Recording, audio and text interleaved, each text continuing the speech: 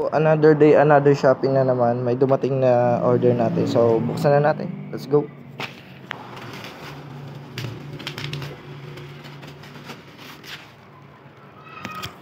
So, bago ang lahat, GPS speedometer pala to. In order natin. So, tingnan natin. Buksan natin. Oops. Yun. May kasama siyang charger. At syempre yung unit.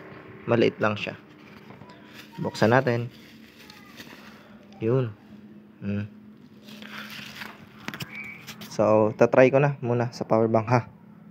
Itatry na natin ha. Sa RS ko pala siya ikakabit. Sa RS 100 natin. So, yun. Try na natin. Salpa ko muna guys. Yun, umilaw. Yan. So, sa nakita kong video, pag ganyan daw, is hindi pa nakakonect. So, pag mag 0 na yan, tsaka na siya kukonect. Ha? Gets mo? Yan.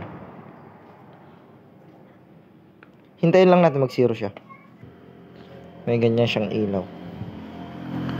Sa sukat naman, try natin siyang ikumpara ha, sa ibang mga sukat. Try na natin tong lighter. Ayan.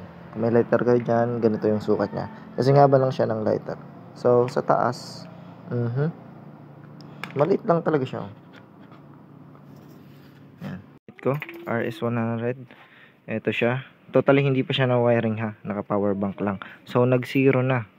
Sa part na yan is wina-wiring na guys. Saka nga pa na may kailangan tayong bilhin. Yan, power outlet.